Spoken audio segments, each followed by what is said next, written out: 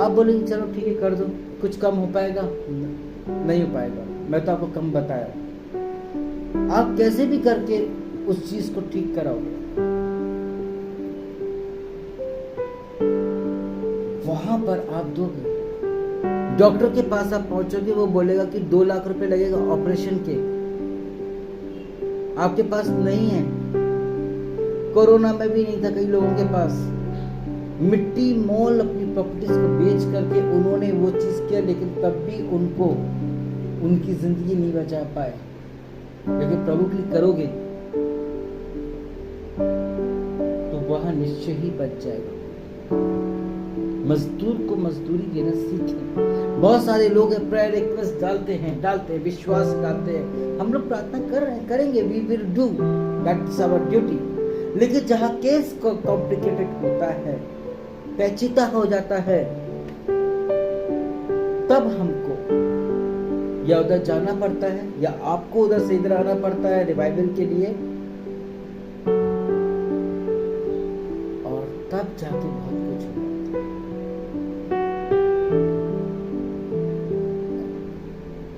मजदूर को उसकी मजदूरी मिलनी चाहिए, वचन कहता है। और प्रभु कहता है कि मैं किसी कर्जदार नहीं। और वचन ये भी कहता है, यदि किसी ने मेरे दास की सुधि ली तो इट मींस उसने मेरी सुधि ली। कुछ लोग हैं जो मुझे व्हाट्सएप पे या कॉल पे मेरे को बोलते हैं, पास्टर कैसे खाना खाया, कहाँ है, हम आपके लिए प्रार्थना करें। ऐसे ही हम अपने परिवार वालों के लिए क्यों नहीं करते?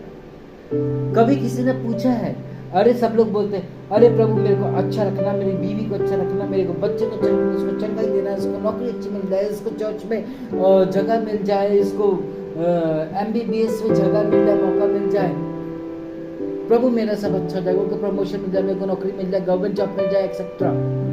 कभी चर्च जाते हैं, कहीं पर भी जाते हैं, कभी हम बोलते कि प्रभु जी तू कैसा है। हम इतने खुदगर्ज, इतने सेल्फिश हो चुके हैं कि हम कभी प्रभु के बारे में सोचते नहीं है। यहाँ तक कि उसके पुत्र ने अपना बलिदान हमारे लिए दिया, हमारे पापों के लिए वो दुख उठाया, उसका लहू ड्रॉप गिरा, कितना कांटों सब कुछ लगा, थोड़ी सी सुई लग गई, उई माँ, बट वहां तो इतना कुछ हुआ, ऐसे पॉइंटेड किल ठोके गए, हंटर में कोड़े में तक की कील ठोके लगाए गए थे। जब वो गिरे तो उसको यूं मारे, और जब वो निकालते थे तो ब्लड यूं निकलता होगा, जरा सोचे, और मांस भी निकलता होगा, कितना दर्द होता होगा। अपनी फैमिली के सुख समृद्धि के लिए हम कुछ करना नहीं चाहते, we don't want to do. हम चाहते हैं कि फ्री में बस हमारा मेरा हो जाए। सेल्फिश की जो स्पिरिट है वो गंदी है।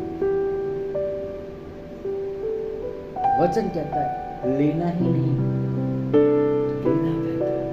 हम प्रभु से लेते ही रहते हैं, लेकिन कभी नहीं पूछते कि प्रभु तुझे क्या चाहिए। उसने तो अपनी डिमांड पहले रख दी उत्पत्ति की किताब में, आओ हम मनुष्य को अपनी महिमा के लिए सृजें।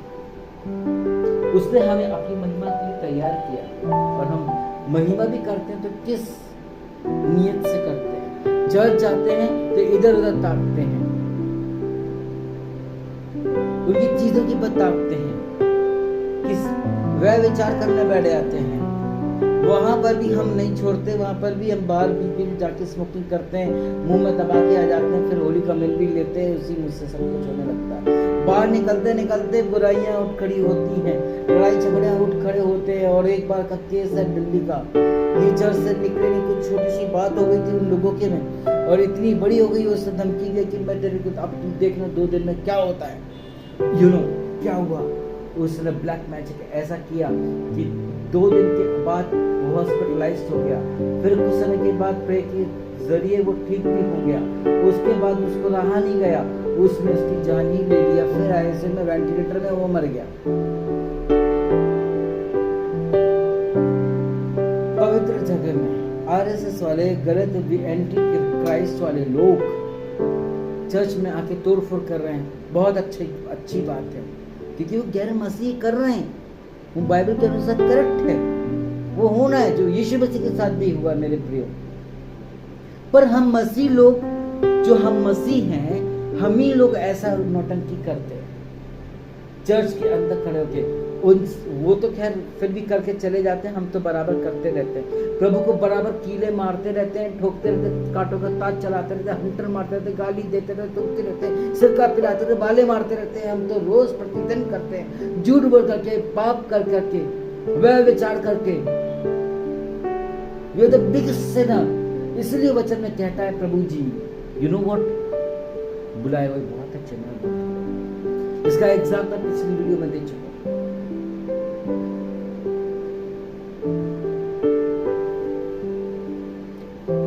हम सबके लिए करेंगे।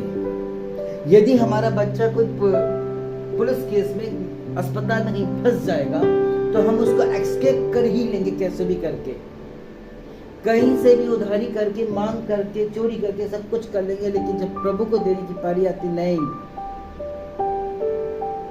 वचन मत्ती रची सुसमाचार कहता है, जिसने मेरी सुधि ली, जिसने मेरे दास की सुधि ली, इसका मतलब उसने मुझसे मेरी सुधि ली। हालेलुया।